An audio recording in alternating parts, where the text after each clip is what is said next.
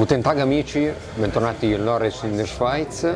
Oggi sono qua con il mio ospite che tra poco vi presento perché parleremo di informatica, lavorare come informatico a Zurigo, nella Svizzera interna tedesca. Ma prima ci vediamo la sigla di Lorenz in der Schweiz, lo sponsor del video, e torniamo subito.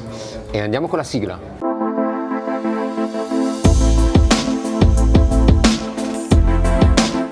Bene amici, prima di proseguire volevo introdurvi lo sponsor di questo video, cambiavalute.ch. È un servizio online di cambiavalute euro-franco, franco-euro, con il miglior tasso di cambio di tutta la Svizzera. Ho provato personalmente a cambiare il mio stipendio in euro e vi posso assicurare che ho risparmiato fino a 116 franchi rispetto al cambio della mia banca. Inoltre è un servizio sicuro perché tutte le transazioni avvengono tramite servizi bancari e i soldi non vengono persi. È trasparente perché non ci sono commissioni o costi aggiuntivi, cosa che invece avresti con altre banche. In più ricevi i tuoi soldi direttamente sul tuo conto bancario, quindi non devi andare allo sportello bancario o fare altre cose. È un servizio perfetto per i frontalieri che ogni mese devono cambiare il loro stipendio franco-euro. Però è anche indicato per chi risiede in Svizzera o per chi possiede un'azienda. Trovi tutte le informazioni nel link in descrizione sotto il video. Guten Tag amici, bentornati in Lorenz in der Schweiz. Io sono Enzo Pardini. Bene, siamo qua a Zurigo con Edoardo Guzzi. Grazie per l'intervista, per aver accettato. Buongiorno a tutti. Edoardo, un italiano a Zurigo, esattamente un informatico freelance, giusto? Esatto. E come funziona l'attività freelancing qua a Zurigo in Svizzera? Beh, l'attività freelance è un'attività che ti permette insomma di avere una certa libertà rispetto a quella da dipendente. Perché sei tu il capo di te stesso, immagino. Sì, esatto, sei il capo di te stesso e ovviamente poi ci sono due tipi di freelancer, c'è il freelancer che ambisce ad mettere in piedi un'azienda, che è quello che vorrei fare io, e poi c'è il freelancer invece che gli basta il suo lavoro e ovviamente non ha altri obiettivi più grandi, quindi è un percorso leggermente diverso, però appunto hai sempre questa libertà. Ma una domanda, sono due linee separate o si possono incrociare queste due linee, queste due attività? Beh, ovviamente sì, si possono incrociare perché magari ecco, si parte con l'idea di lavorare solo per se stessi e fare diciamo lo stipendio magari mensile, e un giorno invece se ci si appassiona anche poter decidere di aprire, quindi avviare o meglio una propria attività mettendo in piedi un'azienda strutturata. E tra l'altro ecco appunto qui in Svizzera è abbastanza semplice mettere in piedi un'azienda strutturata perché la burocrazia è molto snella, non ci sono grossi problemi, ci si può registrare facilmente al registro delle imprese e non si è assoggettati subito all'IVA, quindi non si hanno... Sì, perché l'IVA è dopo i 100.000 franchi, giusto? Esatto, sì, c'è l'obbligo di assoggettarsi all'IVA, cioè di doverla riportare in fattura solo dai 100.000 franchi in su. Certo, assolutamente, a livello di burocrazia è molto, ma molto più snello dell'Italia, pochissimi passaggi, riempire qualche modulino e aspettare semplicemente che vengano processati questi moduli. A livello di tassazione anche lì c'è un risparmio notevole perché parliamo di una tassazione che va teoricamente fino ad un massimo del 35% come pressione fiscale totale, quindi tra assicurazioni, tasse eccetera, mentre in Italia siamo anche al 50-54%, a volte si tocca anche il 60%. Ok, quindi non è proprio paragonabile. No, assolutamente. Invece ti volevo chiedere, ma sempre collegato a questo, tu hai avuto a che fare con le istituzioni, cioè quando hai domandato hai avuto delle risposte o è stato un po'... Ma allora diciamo che a livello di informazioni la Svizzera mette a disposizione qualsiasi informazione online, quindi è relativamente semplice riuscire quindi a a muoversi. Quindi non è una giungla burocratica come... No, assolutamente. È anche vero che però non sempre queste informazioni sono facilmente reperibili perché magari per il discorso della lingua. Sì, esatto, sono legate magari a una sola lingua oppure sono in siti che non sono molto pubblicizzati e quindi è difficile trovarli, però mediamente si trovano tutto su internet. E semplicemente si scarica un modulo oppure si può andare anche proprio al registro delle imprese, si compila questo modulo, si firma e poi ecco è diciamo l'avvio dell'azienda, ovviamente su una piccola somma di qualche centinaio di franchi, adesso non ricordo, 150, 200, poi a seconda anche del tipo di azienda che si vuole aprire, di attività questo. Chiarissimo. Beh, allora, come competenze dipende innanzitutto da cosa, per informatico cosa intendiamo, perché ovviamente l'informatica è ampia e varia, dall'assistenza fisica di un prodotto informatico, eccetera, fino alla programmazione, che è quella che faccio io. Per quanto mi riguarda, ovviamente serve una buona, anzi possibilmente ottima formazione, sì, perché... però non obbligatoriamente va dall'università, si possono fare anche di altri corsi. No, assolutamente, giusto? Anzi io non ho completato neanche i percorsi di studio, diciamo, perché poi nella vita insomma ho fatto altro, ho fatto anche lavorato in ristorazione, però ecco si possono fare dei corsi privati o in piccole o nelle accademie che ci sono, ovviamente ti danno le basi. Poi tutto il resto devi studiarlo da te, perché i linguaggi di programmazione sono disponibili, aperti a tutti e hanno le documentazioni pubbliche, quindi bisogna insomma studiarle tanto, conoscere la lingua inglese perché la maggior parte dei materiali sono in quelle lingue e grazie a questo insomma si può lavorare poi ovviamente facendo esperienza, se non si ha esperienza facendola piano piano, possibilmente non sperimentando su altre aziende. Ma in piccoli progetti fai da te magari.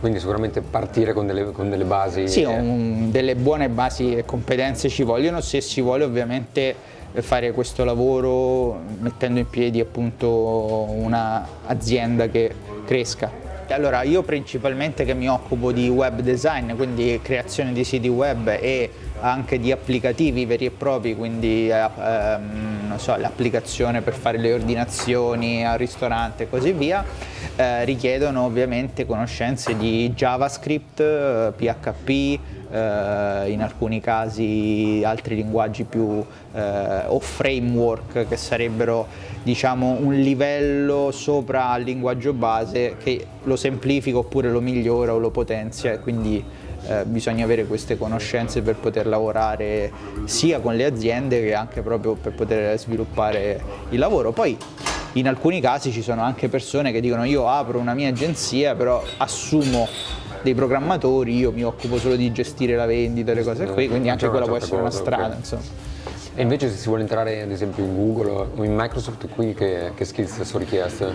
Assolutamente, quello poi dipende dalla posizione aperta lavorativa, normalmente sicuramente sempre a livello di linguaggi JavaScript è molto importante perché oggi si fa quasi tutto con il JavaScript e nel caso di Microsoft magari ci sono dei linguaggi proprietari che sono ASP.NET e altri, però ecco ovviamente là dipende tutto dalla posizione che loro cercano. Diciamo che ecco, ovviamente a seconda poi se si vuole fare un programmatore dipendente eccetera, bisogna vedere la carica diciamo in questione di lavoro che cercano, però ecco ovviamente ad esempio lauree e diplomi non li chiedono quasi mai. Le aziende. Le skills, le competenze. Sì, esatto, chiedono molto più le competenze, quindi se si ha un'ottima competenza in quel linguaggio, in quella, diciamo, in quella branca che loro richiedono, spesso si viene assunti senza grossi problemi. Ovviamente anche la conoscenza della lingua inglese è importante in questo settore e quindi comunque fare la vita da dipendente come informatico qui, soprattutto in Svizzera tedesca, è relativamente semplice e anche molto remunerativa perché ci sono molte aziende internazionali come Google, Microsoft eccetera che danno posti di lavoro, insomma.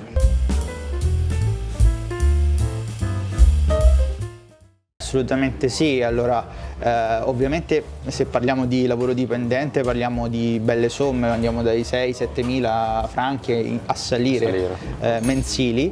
Poi so anche Google dà anche certi benefit, ad esempio Sì. per i mezzi pubblici, per un po' la Sì, cassa assolutamente, malati, poi quindi hanno appunto questi, magari ti danno il dentista che qui in Svizzera non è coperto con le devi assicurazioni, esatto. Abbiamo questi benefit che si aggiungono appunto al mensile, che è un ottimo posto insomma come dipendente lavorare a livello informatico. Per quanto riguarda il freelancer ovviamente è un po' più difficile perché comunque richiede tutto un tipo di lavoro, cioè di saper vendere i propri servizi al pubblico, la ricerca di mercato e così via, però anche lì poi ci sono notevoli soddisfazioni perché un lavoro può andare da una media di 500 franchi al lavoro a salire anche arrivare a 5.000, 10.000 franchi per il lavoro o anche di più, o magari a fronte di pagamenti mensili, insomma, eccetera. Io attualmente, che sono ancora diciamo in fase di start-up perché sono in attività da 2 anni, però la crescita, essendo tutta autofinanziata, è molto un po' lenta, però ad esempio sono arrivato ad incassare anche 50.000 franchi annuali, che è un buon risultato partendo da zero. Da zero è un buon stipendio comunque. Sì, assolutamente. Poi ovviamente ci sono costi, tasse, eccetera, che non sono altissimi, però influenza, quindi sono 50.000 lordi, ma è in costante crescita, nel senso, come ti raccontavo prima, cerco anche dei venditori, delle cose, proprio per strutturarmi di più e crescere ancora di più. Ok, quindi per chi ci sta ascoltando, per chi avesse l'idea di venire qua a provare o emigrare, cioè venire a fare questo tipo di lavoro in Svizzera è conveniente comunque? Beh, soprattutto se si hanno già delle buone basi di programmazione, informatica, eccetera, assolutamente lavorare qui in Svizzera anche come dipendente a livello informatico è un ottimo mercato. Se parliamo di aziende è un mercato un po' ristretto, però è sempre molto proficuo perché abbiamo una bassa pressione fiscale e un potere di acquisto da parte dei clienti molto alto. Quindi è un ottimo posto dove magari lanciare un piccolo business che poi cresce e poi reinvestire magari in altri. Quindi magari un consiglio per gli amici a casa, magari formarsi in Italia, fare le prime esperienze in Italia e poi venire qua, cioè non partire qua da zero. Assolutamente sì, l'importante è sempre avere delle buone basi, quindi magari dedicare 1 anno, 2 anche, se proprio si è a zero come esperienza, nel fare sia lo studio che delle esperienze e poi migrare qui, allora già si parte avvantaggiati, anche perché qui devi avere comunque un minimo di curriculum che dia... Diciamo che non devi essere la prima esperienza di lavoro. Esatto, sì, assolutamente, se no è difficile, un po' dappertutto, no, è difficile. Sì, non è impossibile, però diciamo, partire da zero è più difficile rispetto a una persona che ha un bagaglio. Diciamo che se poi ci si vuole mettere in proprio, lì dipende veramente tutto dalle proprie capacità e dal proprio studio anche di mercato e di settore, non solo informatico, quindi anche marketing, imprenditoria, eccetera. Però da lì si può partire anche da zero, ma ovviamente ci vuole tempo, anche denaro da reinvestire eventualmente se si vuole crescere più in fretta.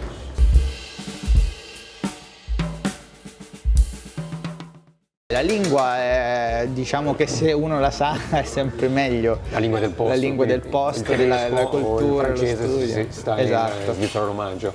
Esatto, però diciamo che a livello informatico, sia nelle aziende che anche come clientela, sempre parliamo business to business, quindi altre aziende, l'inglese è già una lingua più che sufficiente per poter lavorare.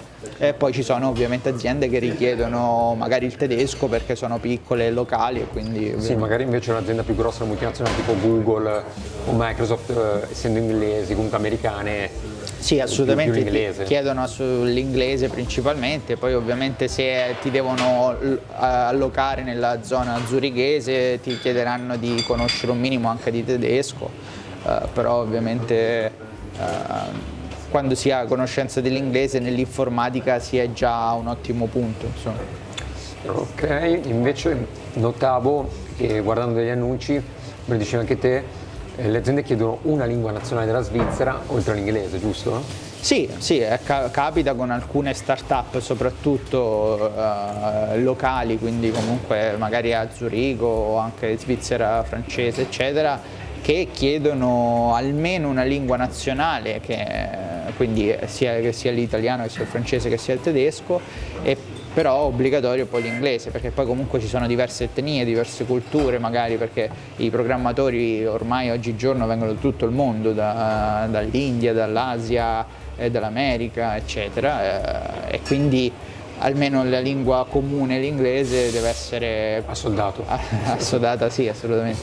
Bene Edoardo, allora ti ringrazio per l'intervista, per il tempo che ci hai concesso. Grazie a te. Soprattutto anche per tutte le cose che ci hai detto, che sicuramente gli amici che hanno seguito a casa, magari vari dubbi che avevano su questo settore, se li saranno un po' schiariti. Speriamo sia stato utile, insomma. Se volessero venire a fare un'esperienza in Svizzera qua a Zurigo, sicuramente la tua intervista può essere molto utile in questo senso.